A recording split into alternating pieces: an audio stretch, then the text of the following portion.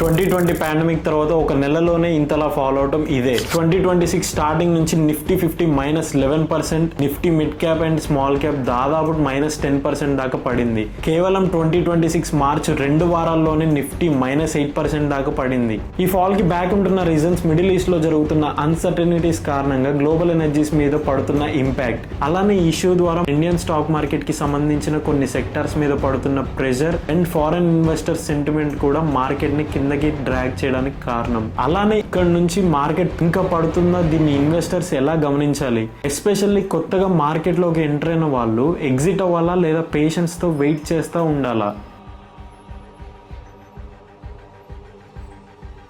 Stock market ఇంతలా follow అవడానికి కారణం స్ట్రెయిట్ ఆఫ్ హార్మోస్ ని షట్ డౌన్ చేయడం వల్ల గల్ఫ్ కంట్రీస్ నుంచి వచ్చే ఎనర్జీ సప్లై చైన్ డిస్టర్బ్ అయింది. 2 వారాల క్రితం 67 నుంచి 72 పర్ బ్యారెల్ దాకా ట్రేడ్ అవుతున్న క్రూడ్ ఆయిల్ కాస్త ఈ రోజుకి $100 పర్ బ్యారెల్ మీద సస్టైన్ అవుతుంది. ఇలా ఇంకెన్ని డేస్ ఉంటుందన్న కన్సర్న్ వల్ల ఎక్కడ ఎకానమీ మీద ఇంపాక్ట్ పడి inflation and current account deficit పెరుగుతుందని బ్యాంకింగ్ అండ్ ఆటోమొబైల్ సెక్టార్స్ అలానే ఇతర సెక్టార్స్ భారీగా ఫాలో అవడం ఈ వీక్ చూసాము. దీంతో పాటు ఎమర్జింగ్ మార్కెట్ లో పెరుగుతున్న రిస్క్ కారణంగా ఫారెన్ ఇన్స్టిట్యూషన్ ఇన్వెస్టర్స్ వాళ్ళ ఇన్వెస్ట్మెంట్ డబ్బుల్ని సేఫ్ అసెట్స్ లోకి మూవ్ చేసే ప్రయత్నంలో దాదాపు ఈ నెలలోనే 50,000 కోట్లకు పైన మార్కెట్ నుంచి సెల్ చేశారు. అండ్ దీనివల్ల మన ఇండియన్ రూపీ ఇంకా వీక్ అయ్యి ఇన్వెస్టర్స్ లో ఇంకా ఫియర్ ని పెంచింది. ప్యారలల్ గానే దీన్ని బ్యాలెన్స్ చేయడానికి మన డొమెస్టిక్ ఇన్వెస్టర్స్ కూడా 70,000 కోట్ల దాకా బై చేశారు. ప్రజెంట్ ఇంత అగ్రెసివ్ గా ఫాలో అవుతూ పాస్ట్ 1.5 year నుంచి మన ఇండియన్ మార్కెట్స్ అండర్ పర్ఫార్మెన్స్ లో ఉంటూ పోర్ట్ఫోలియోస్ అన్ని నెగిటివ్ గా ఉండేసరికి కొత్తగా వచ్చిన ఇన్వెస్టర్స్ ఆర్ కొంతమంది ఎగ్జిస్టింగ్ ఉంటున్న ఇన్వెస్టర్స్ ఇది మాకేం వర్కౌట్ అవట్లే, ఇంకా మేము ఎగ్జిట్ అవుదాం అనుకుంటుంటే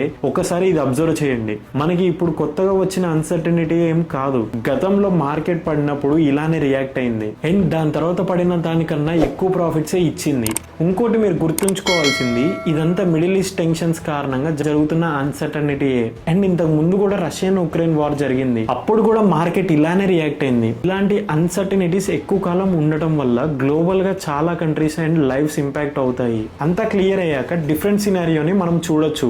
అండ్ ఇరాన్ వాళ్ళు మన ఇండియాకి సంబంధించి crude oil and LPG gas సప్లైని హార్మోస్ ద్వారా రెజ్యూమ్ చేసి ఇండియా మాకు ఫ్రెండ్ అండ్ ఇండియాకి మాకు ఎలాంటి ఇబ్బంది లేదనేలా స్టేట్మెంట్స్ ఉంటున్నాయి.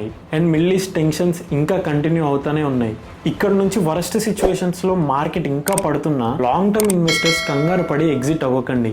ఎందుకంటే ఇంతకన్నా వరస్ట్ గనక మార్కెట్ పడిందంటే ఆల్మోస్ట్ మన లైవ్లీహుడ్ మీద కూడా దారుణమైన ఇంపాక్ట్ ఉంటుంది. ప్రజెంట్ మీరు చూడొచ్చు, ఎల్పిజి సప్లై లేక ఎలా హోటల్స్ అండ్ రెస్టారెంట్స్ ఇంకొన్ని క్లోజ్ చేశారు. గతంలో ఇలాంటి అన్సర్టనిటీస్ వచ్చినప్పుడు మార్కెట్ పడి మళ్ళీ రీబౌండ్ అయింది. ఈ టెన్షన్స్ అన్ని క్లియర్ అయ్యేదాకా మీరు అలా పేషెన్స్ తో చూస్తూ ఉండండి.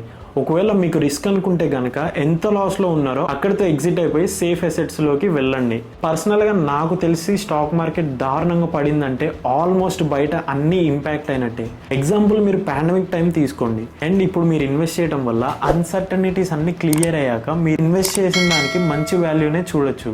ఇప్పుడే క్లియర్ అవుతుందా అంటే తెలీదు, ఇంకెంత దూరం వెళ్తుందో కూడా తెలీదు. ఒకవేళ మీరు ఇన్వెస్ట్ చేయాలని అనుకున్నా ఆర్ మీకు ఎలాంటి ఇన్వెస్ట్మెంట్ డౌట్స్ ఉంటున్నా, మీకు ఎక్కడ ఇన్వెస్ట్ చేయాలని తెలియకపోతే మమ్మల్ని కాంటాక్ట్ అవ్వచ్చు.